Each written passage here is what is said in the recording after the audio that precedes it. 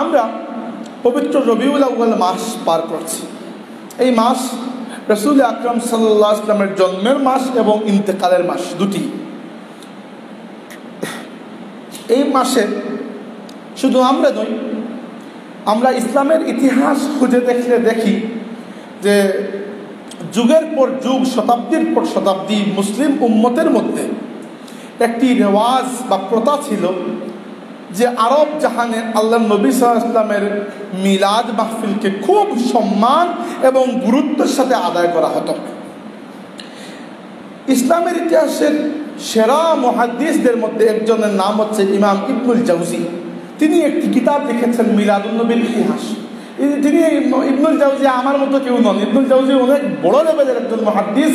ইবনুল জাওজি তিনি একটি কিতাব লিখেছেন। তিনি বলেছেন যে লা যালা আহলুল হারামাইন আশ-শরীফাইন ওয়াল মিসর ওয়াল ইয়ামান ওয়াশ শাম ইয়াহতাফিলুনা বিযিকরি মাউলিদিন নবী সাল্লাল্লাহু আলাইহি ওয়াসাল্লাম। মুসলমানদের অভ্যাস ছিল পুরো আরব জাহান, ইরাক, সিরিয়া, মিশর, ইয়ামান, আরবের পূর্ব থেকে পশ্চিম পর্যন্ত মুসলমানদের অভ্যাস এবং সংস্কৃতি ছিল এরকম যে মিলাদুন নবীর মাস আসলে এরা খুব গুরুত্ব এবং আদবের সাথে মিলাদুন নবী পালন করতেন। এটি ইতিহাস বললাম, দলিল এখনো বলছি না, দলিল পরে আসছে, এই বললাম সাধারণ ইতিহাস। এবার আমি একটি একটি করে মিলাদুন নবীর বিষয় নিয়ে কথা বলি, তাইলে আপনাদের বুঝতে সুবিধা হবে। লম্বা করব না, এত লম্বা কথা মনেও থাকবে না। সংক্ষিপ্ত আকারে, প্রশ্নের আকারে, অনেক সময় মানুষ প্রশ্ন করে। এখন প্রথম কথা হচ্ছে মিলাদুন নবী যে আমরা পালন করি, কেন করি, প্রথমে এটা জানার দরকার। আমরা জানি সহিহ বুখারী আমাদের আহলে সুন্নতের সর্বশ্রেষ্ঠ, সবচেয়ে সম্মানী হাদিসের কিতাব, সবচেয়ে গ্রহণযোগ্য। আমরা বলি কোরআন শরীফের পরে মুসলমানদের কাছে সবচেয়ে দামি কিতাব হচ্ছে সহিহ বুখারী বা বুখারী শরীফ আমরা যাকে সাধারণ ভাষায় বলি। এই বুখারী শরীফের সবার প্রথম হাদিসই হচ্ছে ইন্নামাল আমালু বিন্নিয়াত। প্রত্যেকটি কাজ নিয়তের উপর নির্ভরশীল। মিলাদুন নবী মাহফিল করার আগে, ওয়াজ করার আগে, ওয়াজ শোনার আগে, আয়োজন করার আগে, বক্তাকে দাওয়াত দেওয়ার আগে আপনার প্রথমে ক্লিয়ার করতে হবে আমার নিয়তটা কি, আমি কেন মিলাদুন নবী পালন করি। অন্যকে গালাগালি করার জন্য, নাকি আমার দুনিয়াবি কোনো সম্মান শ্রদ্ধা বা নিজের অবস্থান ফুটিয়ে তোলার জন্য, নাকি কোন কারণে। আমার কাছে মনে হয় মিলাদুন নবী মাহফিলে বসার আগেই আমাদেরকে জানা উচিত মিলাদুন নবী আমরা কেন পালন করি। হ্যাঁ, আপনারা হয়তো এই বিষয়টা আগে খেয়াল করেননি, আমি আজ বলে যাবো ইনশাআল্লাহ, যদি আল্লাহ তৌফিক দেন। আগামী বছর আল্লাহ যখন তাকে যতদিন বাঁচান, মিলাদুন নবী মাহফিলে বসার আগেই এই আমার কথাটি মনে করবেন এবং নিয়ত পরিষ্কার করে নেবেন। আমি যেটি কোরআন এবং সুন্নাত গবেষণা করে পেয়েছি, মিলাদুন নবী সাল্লাল্লাহু আলাইহি ওয়াসাল্লাম পালন কেন করি আমরা, কারণ আমরা আল্লাহর শুকরিয়া আদায় করার জন্য মিলাদুন নবী পালন করি। নিয়ত এটি কি জন্য খেয়াল করেন। কোরআন শরীফে আল্লাহ বারবার একটি আয়াত বলেছেন, একটু এদিক ওদিক শব্দ পরিবর্তন হয়েছে, কিন্তু আয়াতের প্রথম দিকটি প্রায় সেম, 3-4 বার বলেছেন ইয়া আইয়ুহাল্লাযীনা আমানু যকুরু নি'মাতাল্লাহি আলাইকুম।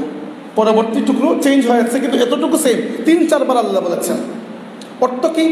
অর্থ হচ্ছে হে ঈমানদারগণ, হে আমার বান্দারা, তোমাদেরকে আমি যে যে নিয়ামত দিয়েছি এগুলোর কথা স্মরণ করো, আলোচনা করো, কথা বলো, ভুলে যেও না এগুলোকে। আল্লাহ আপনাকে যে নিয়ামত দিয়েছেন, আল্লাহ চান না আপনি নিয়ামত লুকিয়ে রাখবেন, আল্লাহ চান সেটি প্রকাশ করবেন। হ্যাঁ, অহংকার দেখিয়ে নয়, কিন্তু আল্লাহর নিয়ামতের শুকরিয়া আদায় করার জন্য সেই নিয়ামতগুলো নিয়ে কথা বলবেন, প্রচার করবেন। উদাহরণস্বরূপ আল্লাহ নবী সাল্লাল্লাহু আলাইহি ওয়াসাল্লাম কোনো সাহাবীকে মাঝে মধ্যে ডাকতেন, দেখে বলতেন তুমি আমাকে কোরআন শরীফ তিলাওয়াত করে শোনাও। সাহাবীরা মনের মধ্যে একটু ভয় পেতেন, ইয়া রাসূলুল্লাহ, আল্লাহ আপনার প্রতি কোরআন নাযিল করেছেন, আমরা পড়বো, এটি কি বেয়াদবি হবে না? আল্লাহ নবী বলতেন না, আমার নিজেরও মাঝে মধ্যে কোরআন শুনতে ভালো লাগে। কোনো কোনো সাহাবীকে আল্লাহ নবী বলতেন তুমি কবিতা পাঠ করো। যার যে কোয়ালিটি সেটি আল্লাহ নবী তাকে কোয়ালিটিকে প্রশ্রয় দিতেন। তো আল্লাহর নিয়ামত লুকিয়ে রাখার বিষয় নয়, আল্লাহ নিজে আদেশ দিয়েছেন ইয়া আইয়ুহাল্লাযীনা আমানু, হে ঈমানদারগণ, হে আমার বান্দারা, উযকুরু নি'মাতাল্লাহি আলাইকুম, তোমাদের প্রতি আল্লাহ যে নিয়ামত দিয়েছেন সেটির কথা বলো, মানুষকে বলো, স্মরণ করো, ইয়াদ করো, ভুলে যাও না, আলোচনা করো। একটি আয়াত মনে রাখলেন। আরেকটি আয়াত আমি বলি, আল্লাহ সুবহানাহু ওয়া তাআলা সূরা আলে ইমরানের মধ্যে বলেছেন, আচ্ছা আগের যে আয়াতটি সূরা বাকারার মধ্যেও রয়েছে, সূরা আহজাবের মধ্যেও রয়েছে, অনেক জায়গায় রয়েছে। সূরা আলে ইমরানের মধ্যে আল্লাহ বলেছেন, আমরা কোরআন শরীফ থেকে কথা বলছি, সূরা আলে ইমরানের মধ্যে আল্লাহ বলেছেন, লাকাদ মান্নাল্লাহু আলাল মুমিনিনা ইয বাআসা ফীহিম রাসূলাম মিন আনফুসিহিম। আল্লাহ ঈমানদারদের উপর বড় বেশি নিয়ামত দিয়েছেন যখন তিনি তার রাসূলকে পাঠিয়েছেন।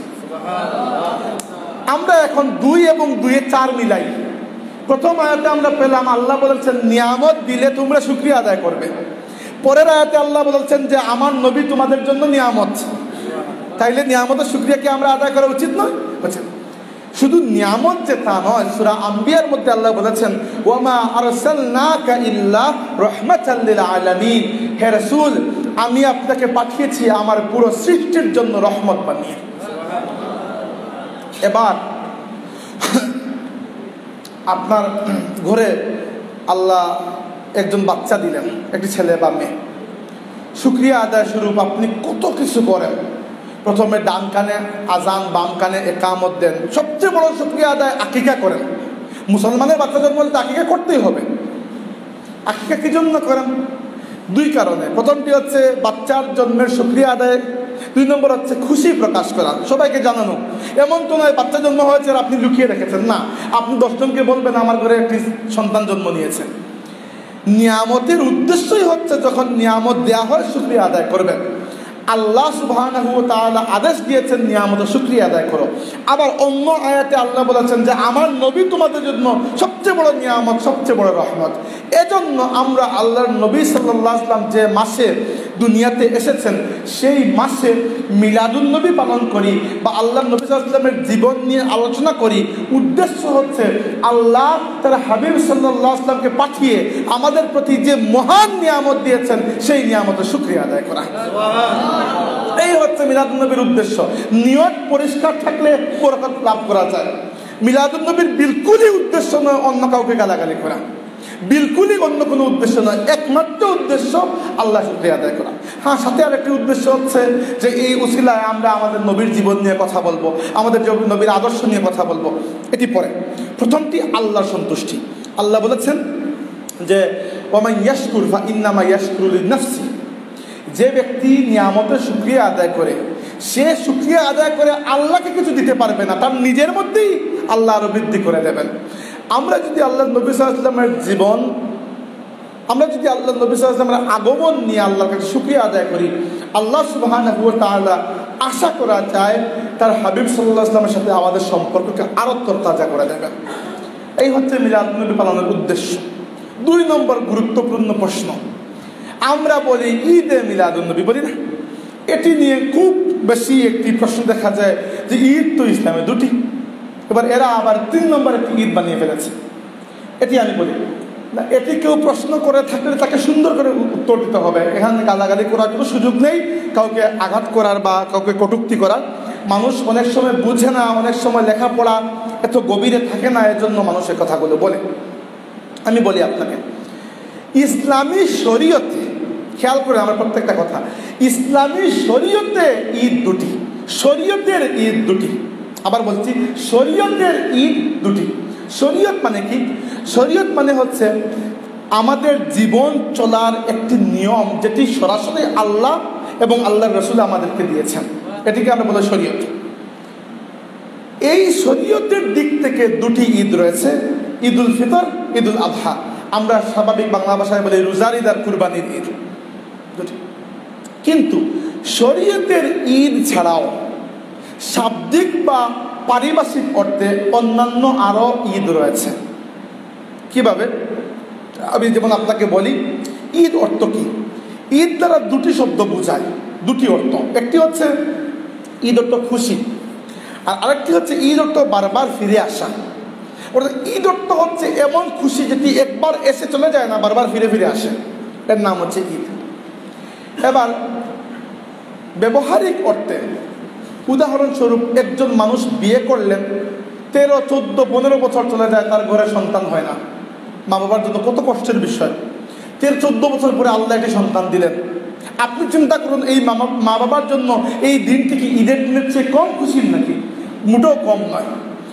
এই দিনটিকে তারা তাদের নিজেদের জন্য ঈদ বানাতে পারবেন। কিন্তু তারা যদি বলেন না এই ঈদটি ইসলামী শরীয়তের ঈদ, তাহলে সমস্যা। শরীয়তের ঈদ নয়, তাদের ব্যক্তিগত জীবনে একটি ঈদ, মানে কি ব্যক্তিগত জীবনে একটি খুশির উপলক্ষ। এই সেন্সে এই দিনটিকে তারা ঈদের দিন বলতে পারবেন, শুধু তাদের জন্য। আমাদের জন্য আবার এই দিনটি ঈদের দিন নয়, কারণ আমার তার সাথে কোনো সম্পর্কই নেই। এই বললাম যুক্তি, কিন্তু যুক্তিতে হবে না, দলিল লাগবে। আমি বলছি, একটি হাদিস রয়েছে জামিয়া তিরমিজি কিতাবের মধ্যে। হাদিসের কিতাবের নামগুলো বলে দিচ্ছি, যারা আলিম তারা হাদিসগুলো খুঁজে পেতে সহজ হবে। হাদিসের নাম্বার আমার সাধারণত মনে থাকে না, এতগুলো নাম্বার মনে রাখা সম্ভব। আমি কিতাবের নাম বলে দিচ্ছি, তারপরেও হাদিস আপনি যদি খুঁজে না পান আমাকে ফোন দিবেন, আমি আপনাকে নাম্বার বলে দিতে পারবো। আপাতত বক্তব্যের মধ্যে খালি নাম্বার বলতে থাকলে আপনারাও বিরক্ত হয়ে যাবেন। সবাই তো এখানে আলিম নন, তাইলে আমার কথাগুলো শুনেন। আমি ইনশাআল্লাহ বানিয়ে কিছু বলবো না, মিথ্যা কিছুই বলবো না। আল্লাহ নবী সাল্লাল্লাহু আলাইহি ওয়াসাল্লামের চাচাতো ভাই আব্দুল্লাহ ইবনে আব্বাস রাদিয়াল্লাহু আনহু, সাহাবী, তিনি আল্লাহর নবীর কাজিন, চাচাতো ভাই। তিনি একবার বসে কুরআন শরীফের সূরা মায়েদার একটি আয়াত তিলাওয়াত করছিলেন। আয়াতটি হচ্ছে আউযু বিল্লাহি মিনাশ শাইতানির রাজিম, আল ইয়াউমা আকমালতু লাকুম দীনাকুম ওয়া আতমামতু আলাইকুম নি'মাতি ওয়া রাদিতু লাকুমুল ইসলাম দীনা। যারা হাফিজে কুরআন আপনারা জানেন, এই আয়াতের অর্থ হচ্ছে আল্লাহ তার নবীকে বলছেন এবং মুসলমানদেরকে বলছেন যে আজকের দিনে আমি তোমাদের জন্য এই দ্বীন ইসলামকে পরিপূর্ণ করে দিলাম। এটি আল্লাহর নবীর জীবনের একেবারে শেষ দিকে এই আয়াত নাযিল হয়েছে। তো আব্দুল্লাহ ইবনে আব্বাস রাদিয়াল্লাহু আনহু যখন এই আয়াত তিলাওয়াত করলেন, হাদিসের ভাষ্য হচ্ছে ওয়া ইনদাহু ইয়াহুদিয়ুন, তার পাশে একজন ইহুদি ব্যক্তি বসা ছিল, ইহুদি ব্যক্তি বসেছে। ফাকালা লাহু, এই ইহুদি তাকে বলল যে লাউ উনজিলাত হাযিহি আলাইনা লাত্তাখাযনা ইয়াওমাহা ঈদান। হে আব্দুল্লাহ ইবনে আব্বাস, আপনি এই মাত্র যে আয়াত তিলাওয়াত করলেন, যদি এই আয়াতটি আমরা আমাদের ইহুদিদের কিতাব তাওরাতে এই আয়াত যদি নাজিল হতো, তাহলে যে দিন এই আয়াত নাজিল হতো সেই দিনকে আমরা ঈদের দিন ডিক্লেয়ার করে দিতাম। কারণ কি? কারণ এই আয়াতের অর্থ বড় অসাধারণ অর্থ। কারণ অন্য কোনো ধর্মের ব্যাপারে আল্লাহ এরকম বলেননি যে এই দিনের উপর আমি সন্তুষ্ট। ইসলামের ব্যাপারে আল্লাহ বলেছেন ওরা রাদিতুলাকুমুল ইসলাম দীনা, ইসলামকে মানব জাতির জন্য একমাত্র পছন্দনীয় ধর্ম হিসাবে আমি আল্লাহ কবুল করে নিলাম। এরকম স্বীকৃতি সবার ভাগ্যে জুটে না। তো ইহুদি বেচারা বুদ্ধিমান, সে বলল যে লাউ উনজিলাত হাযিহি আলাইনা, যদি এই আয়াতটি আমাদের কিতাবে তাওরাতে নাজিল হতো, লাত্তাখাযনা ইয়াওমাহা ঈদান, যে দিন এই আয়াত নাজিল হতো সেই দিনকে আমরা ঈদের দিন ডিক্লেয়ার করে দিতাম। তো আব্দুল্লাহ ইবনে আব্বাস কি জবাব দিলেন সেটি আমাদের শোনার বিষয়, খুব গুরুত্বপূর্ণ। তিনি বললেন যে ফাইন্নাহা নাযালাত ফি ইয়াউমি ঈদিন ফি ইয়াউমি আরাফাতা ওয়া ইয়াউমি জুমআতি। আব্দুল্লাহ ইবনে আব্বাস বললেন, হে ইহুদি, তুমি আমাকে বলছো যে এই আয়াত যদি তোমাদের কিতাবে নাজিল হতো তাহলে তোমরা এই দিনকে ঈদের দিন বানিয়ে নিতে, তোমরা এই দিনকে এক ঈদ বানাতে। আমাদের শরীয়তে যে দিন এই আয়াত নাজিল হয়েছে সেদিন অলরেডি দুটি ঈদ ছিল। কি দুটি ঈদ? ফি ইয়াউমি আরাফা, এই আয়াত নাজিল হয়েছে আরাফার দিন। ইসলামী শরীয়তে আরাফার দিনকে ঈদের দিন বলা হয়।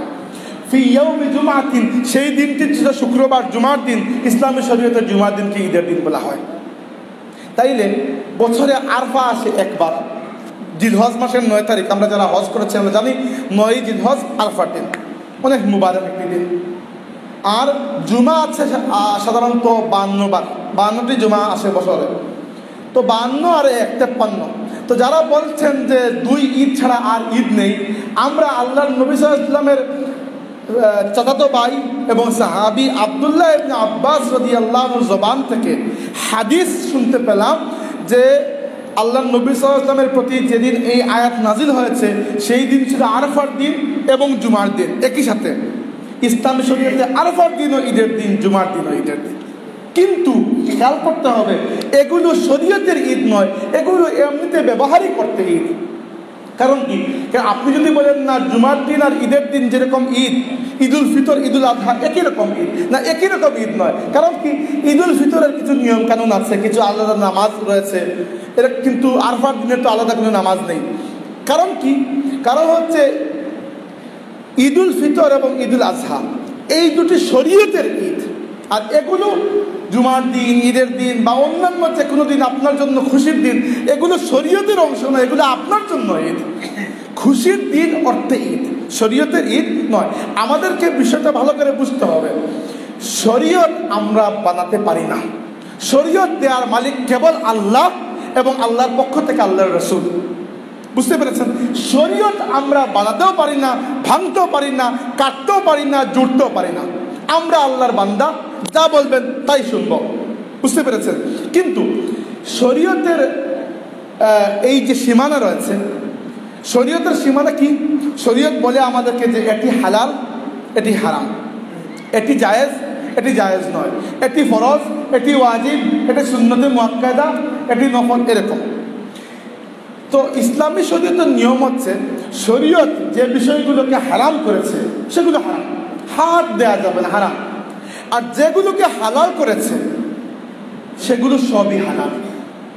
এবার সেই হালালের মধ্যে আপনাকে খোঁজাখুঁজি করতে হবে না, কোনটা ভালো হালাল, কোনটা খারাপ হালাল, এগুলো আপনার হিসাবের মধ্যে। আল্লাহ নবী বলেছেন যে একজন ইমানদার ব্যক্তির উদাহরণ হচ্ছে একটি ঘোড়া যেন খুঁটির সাথে বাঁধা। উদাহরণস্বরূপ আমি এখানে একটি খুঁটি কাটলাম, এখানে ধরুন 30 হাত লম্বা একটি রশি দিয়ে একটি ঘোড়াকে বেঁধে রাখলাম।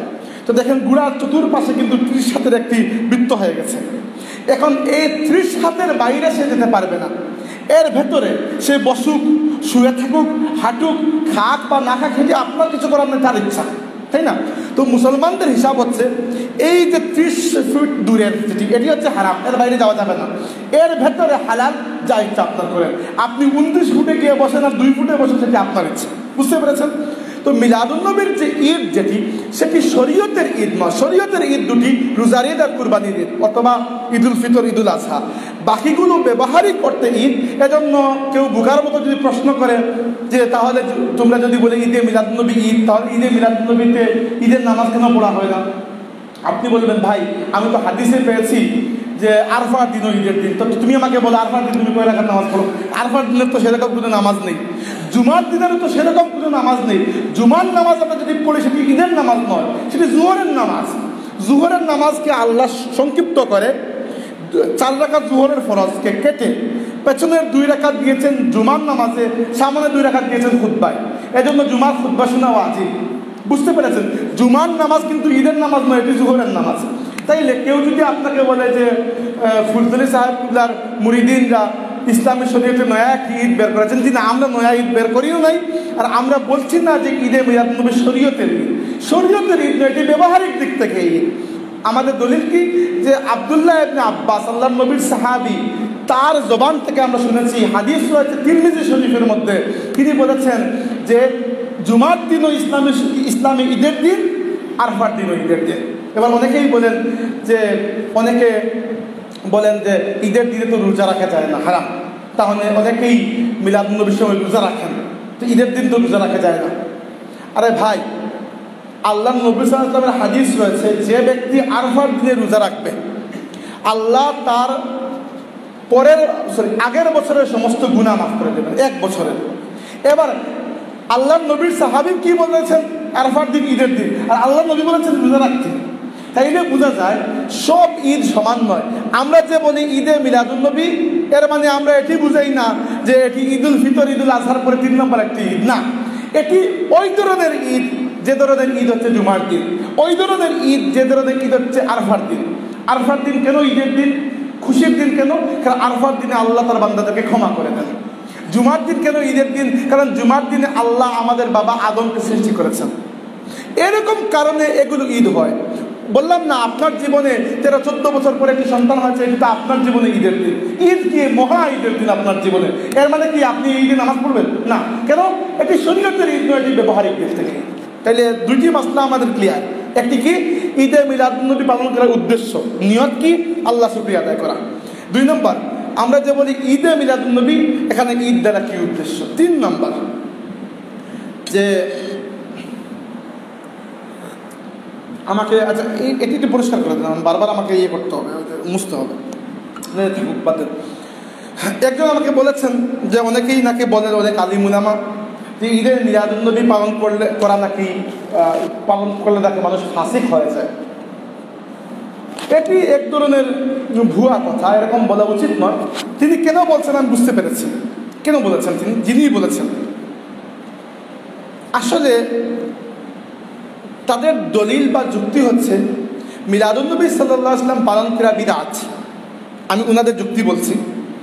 আর সত্যিকার অর্থেই কেউ যদি কোনো বিদআতি কাজ করে তাহলে সে গুনাহগার হবে, আর বিদআত যদি বারবার করতে থাকে তাহলে সে ফাসিক হয়ে যাবে। এটি সত্য, এই দিক থেকে তার কথা সত্য, ঠিক আছে। কিন্তু আমার এখানে সত্য একটি কথা আছে, মিলাদুন্নবী বিদআত কিনা। বিদআত কেউ যদি করে তাহলে সে ফাসিক, এটি ঠিক আছে, এতটুকু পর্যন্ত ফতোয়া ঠিক আছে। কিন্তু মিলাদুন্নবী বিদআত কিনা। এখন দেখেন, কোনো বিষয় বিদআত হওয়ার জন্য প্রয়োজনীয় হচ্ছে আল্লাহ এবং আল্লাহর রাসূল আমাদেরকে যে শরীয়ত দিয়েছেন। আবার বলছি, আমার কথাগুলো ভালো করে শুনেন, এগুলো জানা থাকা দরকার। সবগুলো হাদিস মুখস্থ না থাকলেও অ্যাটলিস্ট কনসেপ্ট যেটি ধারণা, এটি যদি পরিষ্কার থাকে তাহলে আপনার নিজের মনের মধ্যে আর ধুক করবে না। ওই যে কারা সামনে দাঁড়ালে আপনার মনের মধ্যে ধুক চলে আসবে। এবার আল্লাহ এবং আল্লাহর রাসূল আমাদেরকে যে শরীয়ত দিয়েছেন, আপনি যদি সেই শরীয়তের মধ্যে নিজে বানিয়ে কিছু যুক্তি দিতে চান, এটি বিদআত। এটি বিদআত, এটি প্রচণ্ড গুনার কাজ। এবং কেউ যদি একবার বিদআত করে গুনাহগার হবে, বারবার করতে থাকলে সে ফাসিক হয়ে যাবে। এবার দেখেন, মিলাদুন্নবীকে আমরা কি ইসলামের শরীয়তের কোনো ইবাদত মনে করি কিনা। যদি মনে করি তাহলে দেখতে হবে কুরআন হাদিসে মিলাদুন্নবী ব্যাপারে আল্লাহ কি মিলাদুন্নবী পালন করো তোমরা, এরকম কিছু বলেছেন কিনা। যদি বলে থাকেন তাহলে তো ঠিক আছে, না বললে তো এটি বাদ দিতে হবে, এটি বিদআত। কিন্তু আমরা কেউই, সেটি আমি দিয়ে নয়, আমাদের বড় বড় আলিম উলামা যারা আছেন ইসলামের ইতিহাসের, একেবারে ফুলফুলি সাহেবুল্লাহ পর্যন্ত সর্বশেষ আমরা যদি ধরি, কেউই কখনোই মিলাদুন্নবীকে নামাজ, রোজা, হজ, যাকাত এগুলোর মতো কোনো ইবাদত কখনোই বলেন নাই। বলেছেন কখনো? মনে আছে? ইসলামী শরীয়তের কোনো ইবাদত বানিয়েছেন এটিকে? বানান নাই। তাহলে মিলাদুন্নবী কি? মিলাদুন্নবী হচ্ছে একটি ইজতেহাদি বিষয়। ইজতেহাদ হচ্ছে কোনো একজন আলিম যদি একটি বিষয় নিয়ে চিন্তা করেন, গবেষণা করে নতুন কিছু বের করেন এবং এর পেছনে কোরআন এবং হাদিসের দলিল থাকে, তাহলে এটির নাম হচ্ছে ইজতেহাদ। এটি শরীয়ত নয়। আপনার ফতোয়া শরীয়তের অংশ হবে না, আপনার ব্যক্তিগত ফতোয়া। আপনি আজকে নিজের ইচ্ছায় ফতোয়া দিয়ে দিলেন নামাজ 5 ওয়াক্ত পড়ে কী করবো, 4 ওয়াক্ত পড়বো, এটি শরীয়ত হবে না। আপনার কোনো অধিকার নেই এরকম করার। আপনার 4 ওয়াক্ত পড়বেন, আপনি পড়েন, আপনি গুনাহগার হবেন। আপনার ফতোয়া মানাও আমার জন্য জরুরি নয়, আর আপনার তো ফতোয়াটাই ভুল। আমি কি বলছি, শরীয়ত আমরা বানাতেও পারি না, ভাঙতেও পারি না, যোগও করতে পারি না, বিয়োগও করতে পারি না। আমরা কি করতে পারি? আমরা ইজতিহাদ করতে পারি, গবেষণা। সেই গবেষণাটি তখনই সঠিক হবে যখন এর পিছনে কোরআন এবং সুন্নতের দলিল থাকবে। যদি দলিল থাকে ঠিক আছে, দলিল না থাকলে ঠিক তাই। এবার আমরা দেখি যে মিলাদুন্নবী পালন করার ব্যাপারে যে আমরা ইজতিহাদ করেছি যে মিলাদুন্নবী পালন করব, এটা করা জায়েজ, এর পেছনে দলিল আছে কিনা। যদি দলিল থাকে আমরা করবো, না যে এখনই উঠে যাবো ইনশাআল্লাহ। আমি আপনাদের কাছে 2টি হাদিস থেকে দলিল দেবো ইনশাআল্লাহ, যে মিলাদুন্নবী বা আল্লাহ নবী সাল্লাল্লাহু আলাইহি ওয়াসাল্লামের জন্ম উপলক্ষে খুশি প্রকাশ করা এটি সুন্নত। এটি আমি ইনশাআল্লাহ 2টি বলব। প্রথম দলিলটি হচ্ছে আমাদের আহলে সুন্নতের হাদিসের কিতাবগুলোর মধ্যে সবচেয়ে প্রসিদ্ধ 2টি কিতাব আমি বলেছি, বুখারী শরীফ এবং মুসলিম শরীফ। আমরা সবাই আলিমরা এগুলোর নাম জানেন। মুসলিম শরীফের একটি অধ্যায় রোজা অধ্যায়, রোজা সংক্রান্ত হাদিসগুলা, কিতাবুস সিয়াম এই অধ্যায়ের নাম। এই অধ্যায়ের মধ্যে হাদিস রয়েছে আল্লাহর নবীর সাহাবী, অসুবিধা নাকি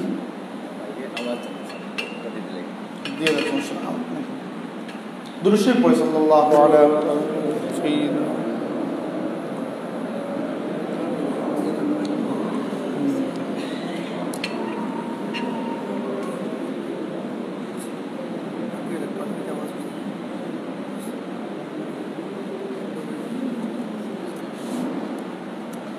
আচ্ছা,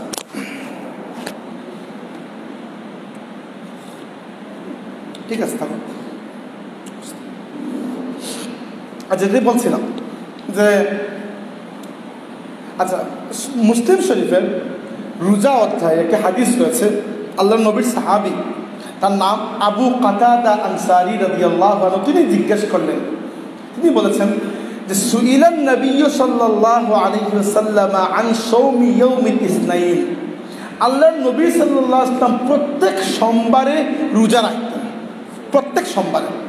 তাকে জিজ্ঞেস করা হলো, ইয়া রাসূলুল্লাহ, আপনি প্রত্যেক সোমবারে কেন রোজা রাখেন? আল্লাহর নবী জবাব দিলেন, যাকা ইয়াউমুন বুলিদতু ফীহি ওয়া বুইসতু ফীহি।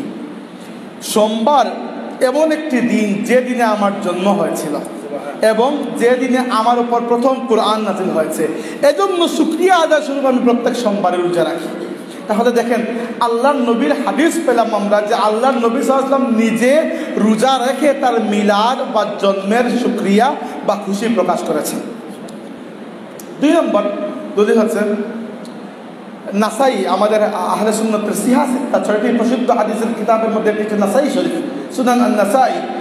এই কিতাবের মধ্যে হাদিস রয়েছে আল্লাহর নবীর সাহাবী আবু সাঈদ খুদরি রাদিয়াল্লাহু আনহু, তিনি বলেছেন যে একবার আল্লাহর নবীর সাহাবীরা মসজিদের মধ্যে এরকম গুল হয়ে বসে কি যেন কথা বলছিলেন। আল্লাহর নবী সাল্লাল্লাহু আলাইহি ওয়াসাল্লাম হুজরা মুবারক থেকে বের হয়ে আসলেন এবং দেখলেন তার সাহাবীরা গুল হয়ে বসে আলোচনা করছেন। আল্লাহ নবী জিজ্ঞেস করলেন, মা আজলাসাকুম, তোমরা কেন বসে আছো, কি কথা বলছো? সাহাবীরা কি জবাব দিলেন শুনুন। সাহাবীরা বললেন, জালাসনা নাদউল্লাহ ওয়া নাহমাদুহু আলা মা হাদানা লিদীনিহি ওয়া মান্না আলাইনা বিকা। হে আল্লাহর রাসূল সাল্লাল্লাহু আলাইহি ওয়াসাল্লাম, আমরা এখানে বসেছি যে আমরা আল্লাহর শুকরিয়া আদায় করব। কি জন্য আদায় করব শুকরিয়া? কারণ আল্লাহ আমাদেরকে ইসলামের মাধ্যমে হেদায়েত দিয়েছেন, ও মান্না আলাইনা বিকা, এবং আপনাকে এই দুনিয়ায় পাঠানোর মাধ্যমে আমাদেরকে যে নিয়ামত দিয়েছেন, এই নিয়ামতের শুকরিয়া আদায় করব। দেখেন, সাহাবা কিরাম আল্লাহর নবীর আগমনের আলোচনা করছিলেন বসে বসে যে আল্লাহর নবীর আগমনের মাধ্যমে আমরা হেদায়েত পেয়েছি। আল্লাহর নবী যদি দুনিয়াতে না আসতেন, সাহাবা কিরাম আলোচনা করছিলেন যে আল্লাহর নবীর মাধ্যমে আমরা হেদায়েত না পেতাম, তাহলে আমরা নিশ্চিত জাহান্নামের অধিবাসী হতাম। আজ আল্লাহর নবী সাল্লাল্লাহু আলাইহি ওয়াসাল্লামের পাঠানোর মাধ্যমে আল্লাহ যেন আমাদেরকে জাহান্নামের কিনারা থেকে মুক্ত করে জান্নাতের পথ দেখিয়েছেন। এজন্য সাহাবীরা বসে বসে আল্লাহর শুকরিয়া আদায় করছিলেন। মাহফিল এরকম মসজিদে মাহফিলে বসে। তো আল্লাহর নবী কি করলেন? বললেন, তোমাদেরকে আমি আল্লাহর কসম দিয়ে আবার জিজ্ঞেস করছি, তোমরা বলো তো, তোমরা কি সত্যি সত্যি এই কারণে বসেছো নাকি অন্য কোনো গল্প গুজব? সাহাবীরা বলে, ইয়া রাসূলুল্লাহ, আল্লাহর কসম করে বলছি আমরা এই কারণেই বসেছি। আমরা আল্লাহ শুকরিয়া আদায় করছি বসে বসে যে আল্লাহ, তুমি ইসলামের মাধ্যমে আমাদেরকে হেদায়েত দিয়েছো আর তোমার নবীর মাধ্যমে আমাদেরকে বড় নিয়ামত দিয়েছো, এই জন্য তোমার শুকরিয়া। আল্লাহ নবী বললেন যে তোমরা মনে করো না যে তোমাদেরকে আমি মিথ্যাবাদী মনে করে তোমাদের কাছ থেকে কসম নিয়েছি। না, আমি তোমাদেরকে মিথ্যাবাদী মনে করিনি। তাহলে ইয়া রাসূলুল্লাহ কেন আমাদেরকে দ্বিতীয়বার কসম নিয়ে জিজ্ঞেস করলেন? আল্লাহ নবী বললেন, বড় একটি ঘটনা ঘটেছে, এজন্য কসম নিয়েছি। কি বড় ঘটনা? ইন্নামা আতানি জিবরিল আলাইহিস সালাম ফাআখবারানি আন্নাল্লাহ আযজা ওয়া জাল্লা ইউবাহি বিকুমুল মালাইকা। কিছুক্ষণ আগে আমি যখন আমার হুজরার মধ্যে ছিলাম, আল্লাহর ফেরেশতা জিবরাইল আমার কাছে এসেছেন এবং এসে সংবাদ দিয়েছেন, এই যে তোমরা এখানে বসে আমার আলোচনা করছো, আল্লাহ তোমাদের ব্যাপারে তার ফেরেশতাদের উপর গর্ববোধ করছেন। এবার এই দুটি দলিল আমার কাছে মিলাদুন নবী পালন করার সবচেয়ে শক্ত দুটি দলিল। প্রথম দলিল কি? আল্লাহর নবী নিজে প্রত্যেক সোমবারে রোজা রেখে তার মিলাদ বা জন্মের শুকরিয়া আদায় করেছেন। 2 নম্বর, সাহাবীরা মসজিদে মাহফিলে বসে আল্লাহর নবী সাল্লাল্লাহু আলাইহি ওয়াসাল্লামের মাধ্যমে প্রাপ্ত যে নিয়ামত, সেই নিয়ামতের আলোচনা করছিলেন। আর বিনিময় কি হয়েছে? আল্লাহ আরশের উপর তাদের আলোচনা করেছেন। যে এর চেয়ে বড় দলিল আর কিছু প্রয়োজন হয়? এর চেয়ে বড় দলিল আর কিছু প্রয়োজন হয় না। এবার যদি আমাদেরকে কেউ প্রশ্ন করে যে মিলাদুন নবী পালন করা জায়েজ কি না, আমি একটি উত্তর দেই। আমি তাকে জিজ্ঞেস করি যে আপনি মিলাদুন নবী বলতে কি মনে করেন? আপনি যদি মিলাদুন নবী বলতে মনে করেন গানের অনুষ্ঠান, আপনি যদি মিলাদুন নবী বলতে এমন মাহফিল করেন যেখানে পুরুষ নারীর কোনো পর্দা নেই, সবাই একসাথে ড্যান্স করতেছে, আপনি যদি এরকম মনে করেন যে একেবারে ওই, আমি নিজে দেখেছি এরকম প্রায় সময় দেখা যায় যে ওই কাবা শরীফের মতো গর্ত তৈরি করে তারপর তাওয়াফ করে, যে এগুলো তো হারাম, এমনিতেই হারাম। মিলাদুন্নবী নাম দেন আর যে নাম দেন এগুলো এমনিতেই হারাম। আপনি যদি মিলাদুন্নবী বলতে এটি মনে করেন যে আল্লাহর নবী সাল্লাল্লাহু আলাইহি ওয়াসাল্লামকে পাঠিয়ে আল্লাহ আমাকে যে নিয়ামত দিয়েছেন সেই নিয়ামতের শুকরিয়া আদায় করার জন্য আমি কিছু ইবাদত করব, কিছু সদকা খায়রাত করব, রোজা রাখবো, একটু বেশি করে তিলাওয়াত করব, দুরুদ সালাম পেশ করবো আল্লাহর নবীর জন্য, আর সাহাবীরা যেরকম মসজিদের মধ্যে মাহফিলে বসে আল্লাহর নবীর আলোচনা করেছেন আমিও সেরকম আলোচনা করব, তাহলে মিলাদুন্নবী কেবল জায়েজ নয়, মিলাদুন্নবী আল্লাহর নবীর সাহাবীদের সুন্নাত। বুঝতে পেরেছেন? ফতোয়া আপনার কাজের উপর, ফতোয়া বাতাসের উপর দেওয়া যায় না, ফতোয়া আপনার কাজের উপর। আপনি মিলাদুন্নবীর নাম ধরে ঢং তামসা বিদআতি হারাম কাজের আয়োজন করলেন, সেটি মিলাদুন্নবী নামে করুন, শানে রিসালাত নামে করুন, সিরাতুন নবী নামে করুন, যে নামেই করুন এমনিতেই হারাম। বুঝতে পেরেছেন?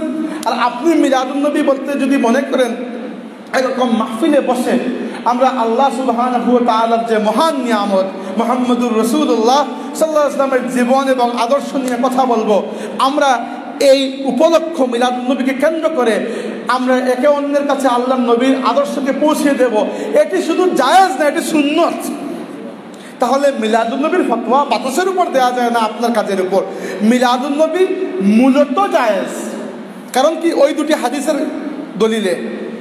আর মিলাদুন্নবী কিভাবে করবেন সেটি আপনার কাজের উপর দলিল। বুঝতে পেরেছেন? ফতোয়া আপনার কাজের উপর। তো এরকম মিলাদুন্নবী নিয়ে ঢালাওভাবে ফতোয়াবাজি করা উচিত নয় যে এটি বিদআত আর এটি এই এটি সেই। আপনাকে বোঝা উচিত যে মিলাদুন্নবী পালন কিভাবে করা হচ্ছে। যারা মিলাদুন্নবীর নামে আছে বাংলাদেশে হক্কানি আল্লাহর ওলিদের কবর রয়েছে, মাজার, আমরা সেখানে জিয়ারত করি না? করে আপনারা অনেকে ভুল করে দিতে যান, জিয়ারত করেন। আচ্ছা, আপনারা কি এটিকে স্বীকার করবেন না যে বাংলাদেশে অনেক ভণ্ডও আছে যাদের মাজারের নামে অনেক বিদআতি হারাম শিরকি কাজ হয়? স্বীকার করবেন না এটি? তো ভালো খারাপ সব দিকেই আছে। এবার আপনি কোনো এক বুজুর্গ নাম দিয়ে দিলেই তো তিনি বুজুর্গ হবেন না। আপনি একটি মানে কবরস্থানের আশেপাশে সুন্দর করে সাজিয়ে দিলেই তো সেটি বরকতময় স্থান হবে না। বুঝতে হবে সেটি কি হচ্ছে, কার হচ্ছে, কোন জায়গায় হচ্ছে, কি করা হচ্ছে, ফতোয়াটা সেটির উপর। এবার আপনি যদি মনে করেন যে কবরস্থানে যাই হচ্ছে বা বিভিন্ন মাজারগুলোতে সবই জায়েজ, তাহলে আপনার ইসলাম সম্পর্কে কোনো জ্ঞানই নেই। আপনি যদি মনে করেন সবই না জায়েজ, তবুও আপনার জ্ঞান নেই। আপনাকে দেখতে হবে কোন জায়গায় ভালো হচ্ছে সেটি রাখতে হবে, কোন জায়গায় খারাপ বাদ দিতে হবে। আপনার মাথার ব্যথা, আপনি ঔষধ খাবেন, এমন নয় যে মাথার ব্যথা হলে আপনি মাথাতেই কেটে ফেলে দিলেন, তো থাকলো আর কি। বুঝতে পেরেছেন? আপনি যদি আপনার উপর ওয়াজিব হচ্ছে, আপনি যদি আলিম হয়ে থাকেন যে ইসলামের নামে যে কেউ ভণ্ডামি করবে আপনাকে তার ডাক বাংলা জবাব দিতে হবে। সেটি কোনো বড় থেকে বড় পীরই হোক না কেন, সে অর্থাৎ পীর নামের ভণ্ডই হোক না কেন, আপনাকে জবাব দিতে হবে। কিন্তু এই জবাব দিতে গিয়ে যদি আপনি দুনিয়ার সমস্ত হক্কানি আল্লাহর ওলিদেরকে নফরত করে ফেলেন, এদেরকে অপমান করে ফেলেন, তাহলে কিন্তু আবার সমস্যায় পড়ে যাবে। বুঝতে পেরেছেন? আমরা মুসলমান, আমরা দুই চোখ খুলে দেখব সবসময়। এক চোখ খুলে দেখার কারণ কি? এক চোখ খুলে দেখা কতক্ষণ পরে গিয়ে আপনি দেয়ালে ধাক্কা খেয়ে যাবেন, কারণ এক চোখ দিয়ে বেশিক্ষণ ভালো করে দেখা যায় না। আপনাকে মিলাদুন্নবীর বিষয়ে দুটি কথা বুঝতে হবে। আমি যদি বলেছি মিলাদুন্নবী মূলত জায়েজ, মিলাদুন্নবী মূলত জায়েজ এবং সুন্নত, কারণ আল্লাহর নবী সাল্লাল্লাহু আলাইহি ওয়াসাল্লাম নিজে রোজা রেখে তার মিলাদের শুকরিয়া আদায় করেছেন। সাহাবীরা আলোচনায় সবাই বসে আল্লাহর নবী সাল্লাল্লাহু আলাইহি ওয়াসাল্লামের আগমনের শুকরিয়া আদায় করেছেন। মূলত জায়েজ। কিন্তু পরবর্তীতে ফতোয়া আসবে আপনার কাজের উপর। আপনি যদি মিলাদুন্নবীর নামে বন্ডামি করেন তাহলে সেটি অবশ্যই হারাম। আর যদি মিলাদুন্নবীর নামে শরীয়তের ভেতরে কোনো জায়েজ আমল করেন, জায়েজ কাজ করেন, তাহলে সেটি অবশ্যই জায়েজ। বুঝতে পেরেছেন আমার কথা? আর বেশি লম্বা করবো না, দুই একটি কথা বলে শেষ করব। এবার একটি প্রশ্ন আসে যে মিলাদুন্নবী সাল্লাল্লাহু আলাইহি ওয়াসাল্লাম যে পালন করি আমরা, আল্লাহর নবী সাল্লাল্লাহু আলাইহি ওয়াসাল্লামের জন্মের সাল কোনটি, মাস কোনটি, দিন কোনটি, তারিখ কোনটি, সেটিও তো জানা দরকার ভালো করে। আমাদের সমাজে যে প্রচলিত আছে, যা আছে থাকুক, আমরা আল্লাহ নবী সাল্লাল্লাহু আলাইহি ওয়াসাল্লামের সুন্নত এবং হাদিসের আলোকে জানবো যে অ্যাকচুয়ালি আল্লাহ নবী সাল্লাল্লাহু আলাইহি ওয়াসাল্লামের জন্ম কখন হয়েছিল। প্রথমে আসেন সাল। এবার সাল আমরা হিসাব করি ক্যালেন্ডার দিয়ে। আগের যুগে মুরব্বীরা বলতে পারবেন, ক্যালেন্ডার তো ছিল না তেমন। আপনারা সাল হিসাব করতে কীরকম, ওই বছরের কোনো একটি বড় ঘটনাকে কেন্দ্র করে।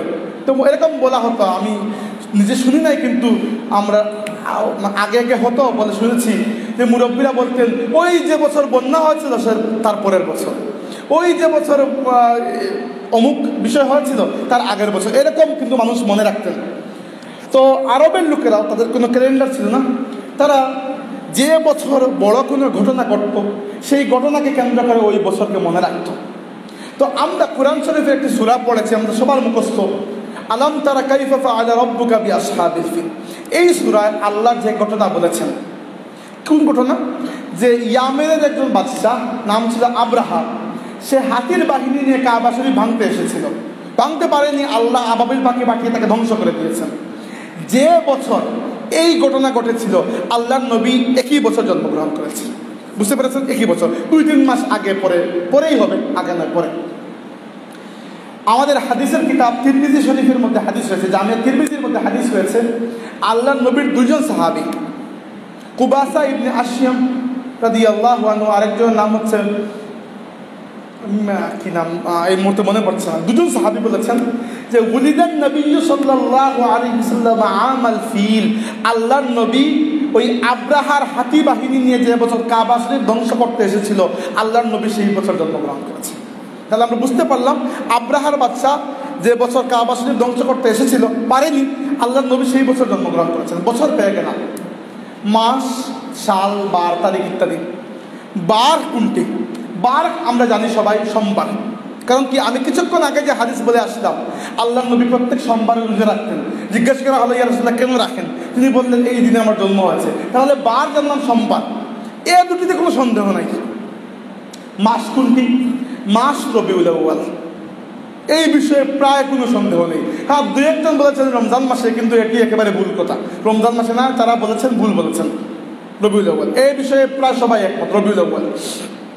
তারিখ কোনটি? তারিখ নিয়ে ঝামেলা, কেউ বলেন 9 রবিউল আউয়াল, কেউ 8 রবিউল আউয়াল, কেউ 10, কেউ 12, কেউ 17। আমাকে যতটুকু আল্লাহ লেখাপড়া করা তৌফিক দিয়েছেন, 2 চোখ খুলে, 1 চোখ খুলে না, 2 চোখ খুলে আমার কাছে মনে হয়েছে 12ই রবিউল আউয়াল এই বর্ণনা সবচেয়ে যথার্থ, সবচেয়ে সঠিক, সবচেয়ে শক্ত বর্ণনা। কেন? কারণ বাকি যে বর্ণনাগুলো তারা বলেন 9, 10, এগুলো নর্মালি ইতিহাসের বিভিন্ন কিতাবে রয়েছে, কিন্তু 12ই রবিউল আউয়ালের যে বর্ণনা, যে মতামত, সেটি হাদিসের কিতাবে রয়েছে। এই জন্য এটি গুরুত্বপূর্ণ। আপনার কাছে কোনটি গুরুত্বপূর্ণ, হাদিস নাকি ইতিহাস? হাদিস অবশ্যই। তো হাদিস আমাদের মূল কিতাব, আমার কোরআন হাদিস আমাদের শরীয়তের মূল উৎস। ইতিহাস তো আমি আজকে একটা ইতিহাস লিখে ফেললাম, সত্য কি মিথ্যা কে জানে, কিন্তু হাদিসের উপর আমরা বিশ্বাস করতে পারি। আমাদের আহলে সুন্নাত ওয়াল জামাতের একটি প্রসিদ্ধ হাদিসের কিতাব হচ্ছে দালাইলুন নবুওয়া, নাম শুনেছেন। কিতাবের লেখক হচ্ছেন ইমাম বাইহাকী রাহমাতুল্লাহি আলাইহি। এই হাদিসে তিনি আল্লাহর নবীর নবুয়তের দলিল হিসাবে আল্লাহর নবীর বিভিন্ন মুআজিজা, বিভিন্ন কারামাত, এগুলো সংগ্রহিত প্রায় 3500 হাদিস জমা করেছেন। এই কিতাবে আল্লাহর নবীর জন্ম নিয়ে তিনি যে অধ্যায়ে কথা বলেছেন, সেই অধ্যায়ের মধ্যে তিনি বলেছেন যে উলিদান নবী সাল্লাল্লাহু আলাইহি ওয়াসাল্লাম ইয়াউমাল ইসনাইনি আমাল ফিলি লিইসনাতাই আশরাতা শাহর লাইলাতান মাদাত মিন শাহরি রবিউল আউয়াল। ইমাম বাইহাকী তার কিতাবের মধ্যে এই হাদিস এনেছেন যে আল্লাহর নবী হাতির বছর, অর্থাৎ আব্রাহার ওই হাতির বছর সোমবার মোতাবিক রবিউল আউয়াল মাসের 12 তারিখে জন্মগ্রহণ করেছেন। এই হাদিসের রেফারেন্স কি? দালাইলুন নবুওয়া কিতাবের নাম লেখক হচ্ছেন ইমাম বাইহাকী। এরপরে 2 নম্বর রেফারেন্স, আল্লাহর নবীর জীবন নিয়ে সর্বপ্রথম যে কিতাব লেখা হয়েছিল, আল্লাহর নবীর প্রথম জীবনী সিরাতে ইবনে ইসহাক, এখানেও একই বর্ণনা রয়েছে। তাইলে আমরা পেয়ে গেলাম যে আল্লাহর নবী সাল্লাল্লাহু আলাইহি ওয়াসাল্লামের জন্ম হয়েছিল যে বছর আব্রাহার বাহিনী কাবা শরীফ ধ্বংস করতে এসেছিল, সেই বছর রবিউল আউয়াল মাসের 12 তারিখ সোমবার। সময় কোন সময়? বেশিরভাগের মতামত হচ্ছে সুবহে সাদিকের সময়, অর্থাৎ ফজরের ওই টাইমে। রাসূল সাল্লাল্লাহু আলাইহি ওয়াসাল্লামের জন্ম নিয়ে আমরা বুঝতে পারলাম। আল্লাহ নবী সাল্লাল্লাহু আলাইহি ওয়াসাল্লামের বাবা মার ব্যাপারে আমরা জানি, আমি শুনেছি আমার আগের বক্তা আল্লাহ নবী সাল্লাল্লাহু আলাইহি ওয়াসাল্লামের মা বাবা সম্পর্কে আপনাদেরকে নাম জানিয়েছেন, এগুলো খুব জরুরি জানতে হবে। আমরা সবাই জানি আমাদের নবী সাল্লাল্লাহু আলাইহি ওয়াসাল্লামের বাবার নাম আব্দুল্লাহ, মায়ের নাম আমিনা। আমরা অনেকে আরবি যারা জানেন, আমি প্রায় সময় বলি অনেকে ভুলে লেখেন আমিনা। আমিনা নয় শব্দটি, শব্দটি হচ্ছে আমিনা। আ শব্দ লম্বা, আরবিতে দুটিই হয়, আমিনা শব্দটিও হয়। আমিনা আসে আমানত থেকে, এটি নয়। আর আমিনা আসে আমান থেকে।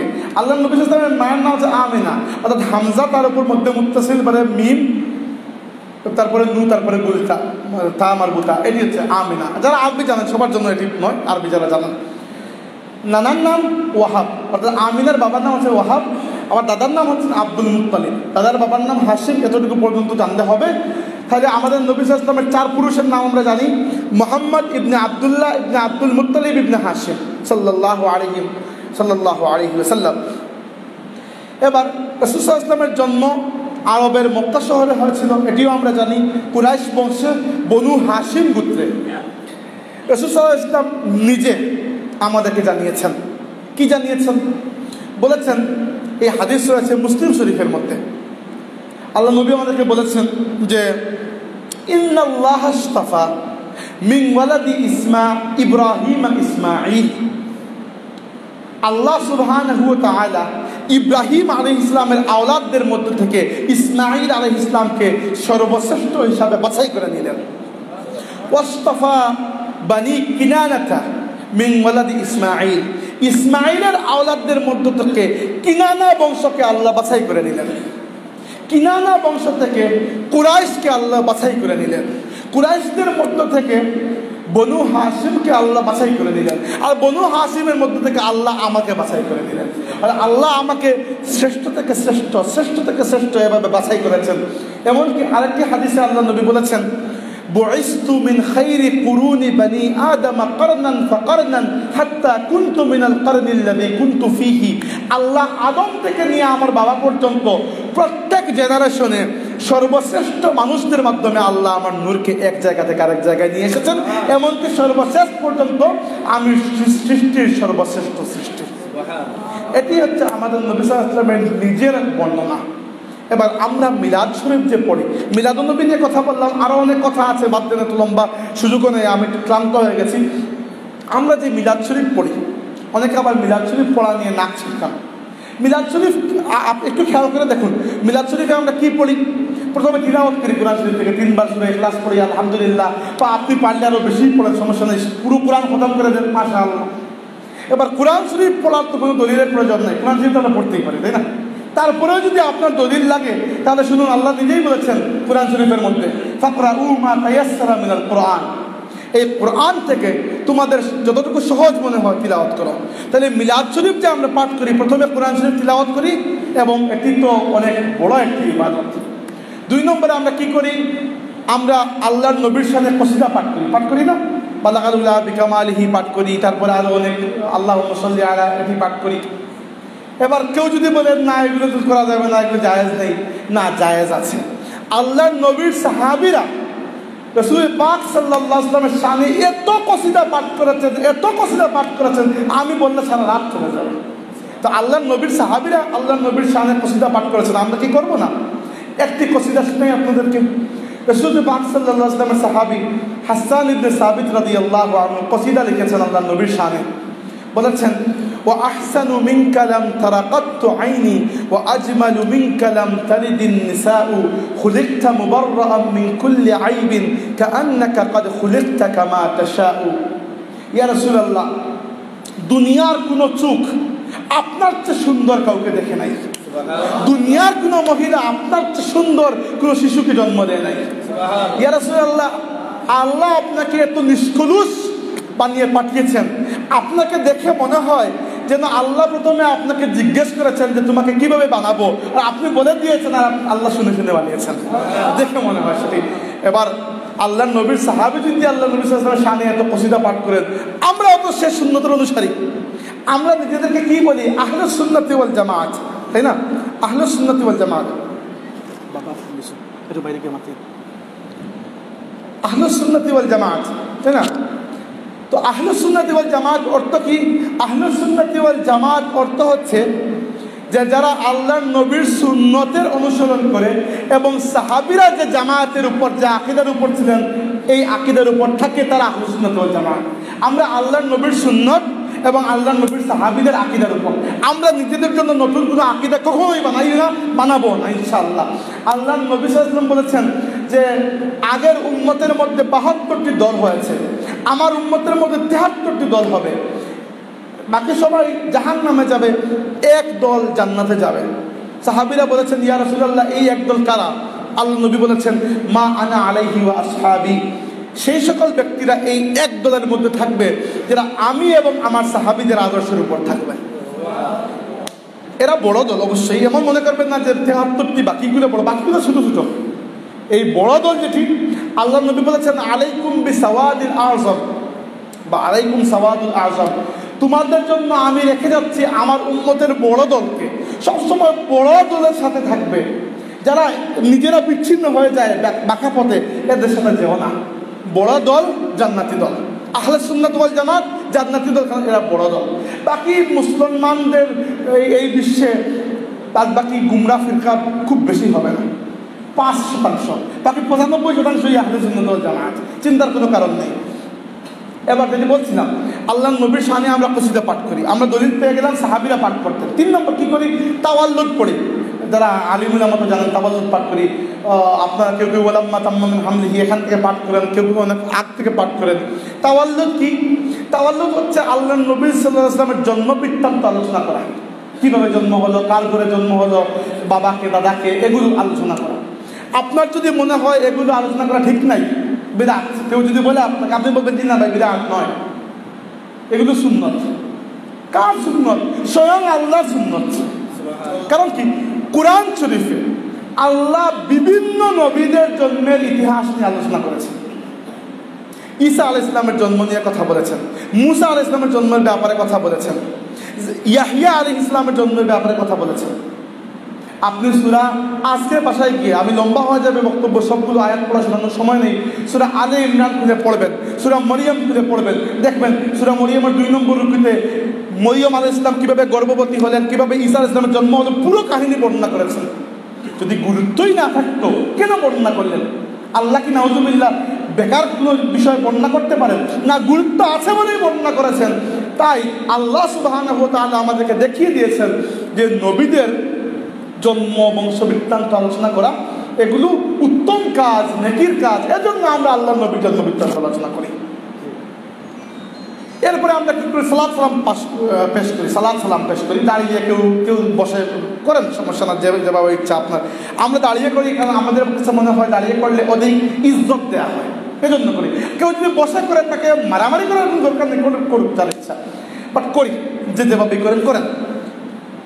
সালাত সালাম পাঠ করা অর্থাৎ দুরূদ সালাম পাঠ করা এত বড় নেকির কাজ, এর চেয়ে বড় নেকির কাজ কমই আছে। আমি আপনাকে একটি হাদিস শোনাই। এই হাদিস রয়েছে নাসাই শরীফ কিতাবের মধ্যে, সুনান আন-নাসাই কিতাবের মধ্যে। আল্লাহ নবী সাল্লাল্লাহু আলাইহি ওয়াসাল্লাম বলেছেন যে আল্লাহর ফেরেশতা জিবরাইল একবার রাসূল পাক সাল্লাল্লাহু আলাইহি ওয়াসাল্লামের কাছে আসলেন এবং বললেন, আমা তারদাকা ইয়া মুহাম্মদ আল্লাহ ইউসাল্লি আলাইয়া আহাদাম মিন উম্মাতিকা ইল্লা সাল্লাইতু আলাইহি 10। হে মুহাম্মদ রাসূলুল্লাহ, আপনি কি খুশি নন যে আপনার যে উম্মত আপনার প্রতি একবার দুরূদ পাঠ করবে, আমি ফেরেশতা জিবরাইল তার জন্য 10 বার রহমতের দোয়া করব।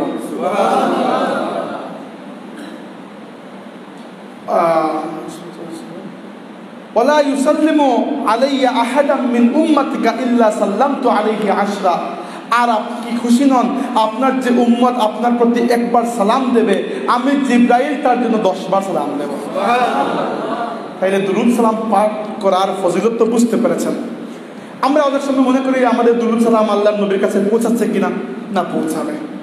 আল্লাহর নবী সাল্লাল্লাহু আলাইহি ওয়াসাল্লামের হাদিস রয়েছে, তিনি সাহাবীদেরকে বলেছেন যে তোমরা শুক্রবারে বেশি করে দুরূদ পাঠ করবে।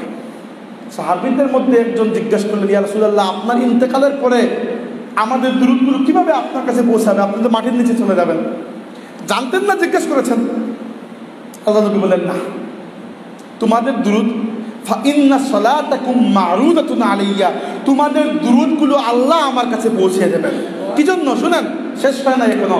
ফাইন্নাল্লাহা আযজা ওয়া জাল্লা হাররামা আলাল আরদি আন তাকুলা আজসাদাল আমবিয়া, কারণ আল্লাহ সুবহানাহু ওয়া তাআলা নবীদের দেহকে বক্ষণ করা মাটির উপর হারাম করে দিয়েছেন। আল আম্বিয়াউ আহইয়াউন ফি কুবুরিহিম ইউসাল্লুন, নবীরা কবরে জীবিত, তারা নামাজ আদায় করেন। হ্যাঁ, দুনিয়ার মতো নয়, ওইখানে আরেক ধরনের জিন্দেগি, বরং দুনিয়ার চেয়ে ভালো জিন্দেগি।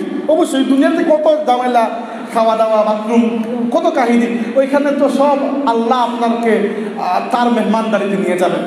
এবং আমার নবী সাল্লাল্লাহু আলাইহি ওয়াসাল্লাম রওজা শরীফের যে আরামে আছেন, আমরা কল্পনা করতে পারবো না কোন জান্নাতুল ফেরদাউসের মধ্যে তিনি আছেন। দুনিয়ার জীবন থেকে বেহতর এটি, কিন্তু আমরা এটি বিশ্বাস করি হাদিসের আলোকে যে নবীগণ কবরে জীবিত। আমরা এজন্য রাসূল পাক সাল্লাল্লাহু আলাইহি ওয়াসাল্লামের ব্যাপারে বলি হায়াতুন নবী। শেষ একটি হাদিস বলে শেষ করছি, এটিও নাসাই শরীফের হাদিস, দুঃখিত, এটি সম্ভবত আবু দাউদের হাদিস, মাঝে মধ্যে একটু মানে মাথা থেকে চলে যায়, সম্ভবত আবু দাউদ শরীফের হাদিস।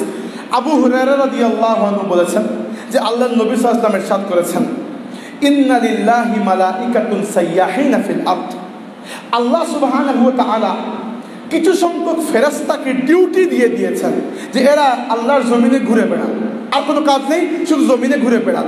ইউবাল্লিগুনি মিন উম্মতি সালাম, দুনিয়ার যে প্রান্তে আমার যে উম্মত আমার প্রতি সালাম পেশ করে, এই আল্লাহর ফেরেশতারা সেই সালামগুলোকে তুলে নিয়ে এসে আমার কাছে পৌঁছে দেন। এই হচ্ছে আল্লাহর নবীর প্রতি দুরূদ সালাম পাঠ করার ফজিলত। এবার আমরা বুঝতে পারলাম মিলাদুন নবীতে আমরা কি করি। 4টি কাজ করি, ওকে 5টি। প্রথম কাজ, কোরআন শরীফ তিলাওয়াত করি। কোরআন শরীফ তিলাওয়াত করার কোনো দলিল লাগবে না, এমনিতেই করবে, কোনো সমস্যা নেই। কেউ যদি বেদাত বলে সেদিনই বেদাত। ওকে। 2 নম্বর, আমরা আল্লাহর নবীর সাথে কসিদা পাঠ করি। আল্লাহর নবীর সাহাবীরা আল্লাহর নবীর সাথে কসিদা পাঠ করেছেন। 3 নম্বর, আমরা তাওয়াল্লুদ পাঠ করি। তাওয়াল্লুদ মানে কি? আল্লাহর নবী সাল্লাল্লাহু আলাইহি ওয়াসাল্লামের জন্ম এবং বংশ বৃত্তান্ত আলোচনা করা। আমরা দেখেছি কোরআন শরীফে আল্লাহ সুবহানাহু ওয়া তাআলা নবীদের জন্মের ইতিহাস বর্ণনা করেছেন। শুধু তাই নয়, হাদিসে আমি আপনাদেরকে 10টা হাদিস এখানে বলতে পারবো আল্লাহর নবী নিজে তার জন্ম এবং বংশ বৃত্তান্ত আলোচনা করেছেন, বিশেষ করে বংশ বৃত্তান্ত। 4 নম্বর, আমরা কি করি? দুরূদ সালাম পাঠ করি। দুরূদ সালাম পাঠ করার কত বড় ফজিলতের বিষয়, আমি তো মাত্র 3টি হাদিস বললাম, হাদিস তো অভাব নেই। ফাজায়েলে দুরূদ নামে আলাদা কিতাবই আছে, দুরূদ সালামের ফজিলতের অধ্যায়। শেষে আমরা কি করি? দোয়া করি। দোয়া এত বড় ইবাদত, আল্লাহ নবী সাল্লাল্লাহু আলাইহি ওয়াসাল্লাম বলেছেন যে যদি কোনো ব্যক্তি দোয়ার আগে পেছে দুরূদ পাঠ করে, তাহলে আল্লাহ সেই দোয়াকে কবুল করেন। তাইলে আমরা মিলাদুন নবী সাল্লাল্লাহু আলাইহি ওয়াসাল্লামের মাহফিল কেন করি? আল্লাহ শুকরিয়া আদায় করার জন্য যে আল্লাহ তার হাবিবকে পাঠিয়ে আমাদেরকে নিয়ামত দিয়েছেন। 2 নম্বর, মিলাদুন নবীকে আমরা ইসলামী শরীয়তের কোনো ঈদ বলি না, এটি ব্যবহারিক দিক থেকে, অর্থের দিক থেকে ঈদ, আমি যদি আপনাদেরকে বললাম। 3 নম্বর, মিলাদুন নবী শরীয়তের নামাজ, রোজা, হজ, যাকাতের মতো কোনো ইবাদত নয়, এটি একটি ইজতিহাদি বিষয়, কিন্তু এই ইজতিহাদের পেছনে কোরআন হাদিসের দলিল আমাদের কাছে আছে। 3 নম্বর, মিলাদুন নবী আমরা বিদআত বলি না, সুন্নত বলি। কারণ কেন? আল্লাহ নবী নিজে এবং সাহাবীরা তার আল্লাহ নবী সাল্লাল্লাহু আলাইহি ওয়াসাল্লামের আগমনের শুকরিয়া আদায় স্বরূপ রোজাও রেখেছেন, মাহফিলও করেছেন। আর 4 নম্বর, আমরা পেলাম যে রাসূল সাল্লাল্লাহু আলাইহি ওয়াসাল্লামের জন্ম হচ্ছিল হাতির বছর সোমবার 12ই রবিউল আউয়াল। এরপরে আমরা পেলাম রাসূল পাক সাল্লাল্লাহু আলাইহি ওয়াসাল্লামের মা বাবার নাম, বংশবৃত্তান্ত, এগুলো। এরপরে আমরা 6 নম্বরে আলোচনা করলাম মিলাদ শরীফে আমরা যেগুলো পাঠ করি সেগুলোর দলিল আদিল্লাহ। এতটুকু পর্যন্ত আজকে থাকুক, আপনাদের মাহফিল তো চলবে, আমাকে আর বিদায় নিতে হবে, আমি খুবই ক্লান্ত বোধ করছি। আল্লাহ সুবহানাহু ওয়া তাআলা আমাদের বসা কথা বলার বসনাকে কবুল করুন। ওয়া আখিরু দাওয়ানা আলহামদুলিল্লাহি রাব্বিল আলামিন। সাল্লাল্লাহু আলা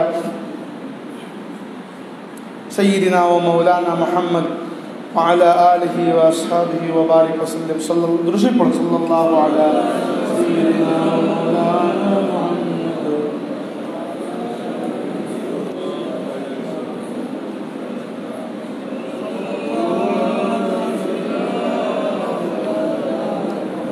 وعلى آله وأصحابه وسلم.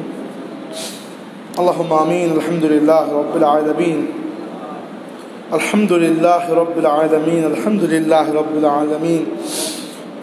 اللهم اهدنا فيمن هديت، وعافنا فيمن عافيت، وتولنا فيمن توليت، وبارك لنا اللهم فيما أعطيت، وقنا واصرف عنا شر ما قضيت، فإنك تقضي ولا يقضى عليك، وإنه لا يذل من واليت ولا يعز من عاديت، تباركت ربنا وتعالى. اللهم صل على سيدنا محمد وعلى آل محمد كما صليت على إبراهيم وعلى آل إبراهيم إنك حميد مجيد. اللهم بارك على محمد وعلى آل محمد كما باركت على إبراهيم وعلى آل إبراهيم إنك حميد مجيد. الله يا أرحم الراحمين يا أكرم الأكرمين يا أجود الأجودين يا مجيب الدعوات يا رب العالمين. আল্লাহ তোমার বান্দা হলে বড় আশা করি মাহফিলে মিলাদুন নবী আয়োজন করছেন মওলা। তোমার হাবিবে পাক সাল্লাল্লাহু আলাইহি ওয়াসাল্লামের পবিত্র মিলাদুর মাস আমরা কাছ থেকে ধীরে ধীরে বিদায়র। আমরা জানি এই মাসের তো ফয়েজ এবং বরকত এগুলো হাসিল করার মতো পর্যাপ্ত ইবাদত আমরা করতাম পারছি না, পর্যাপ্ত আমল আমরা মাঝে নাই। কিন্তু তোমার হাবিবর উম্মতর দাবিদার হিসাবে খুইয়ার মাবুদ রবিউল আউয়াল মাসের কোনো খায়ের এবং বরকত থেকে আমরা তুমি মাহরুম করিও না। আল্লাহ তোমার হাবিবে মুকাররম সাল্লাল্লাহু আলাইহি ওয়াসাল্লামের জন্মর এই মহিয়ান মাসও তুমি যত বরকত দিছো মওলা, আর যত বরকত দিরাই আর দিবাই, আমরা গুনাহগার আপনাদের প্রত্যেকটা বরকত তুমি শামিল করে দাও মওলা। আল্লাহ এই তোমার এই বান্দা হলে বড় মায়া করিয়া তোমার হাবিবর প্রতি মহব্বত লিয়া এই আয়োজনটা করছেন মওলা। তারা এই মাহফিলটা আউয়াল থেকে আখির তুমি কবুল করো আল্লাহ। যারা এই মাহফিলে শ্রম দিছেন, যারা টাকা পয়সা দিয়া মাহফিলে আয়োজন করছেন, আর যারা বিভিন্নভাবে পরিশ্রম করছেন, তোমার বান্দা করে তুমি দুনিয়া আখিরাতে ইজ্জতের জিন্দগি নসিব করো আল্লাহ। আমরা যারা এখানে হাজির হয়েছি এই মাহফিলের বদৌলতে আমরা তাম মুশকিলাত আপনারা তুমি আসান করে দাও রব্বুল আলামিন।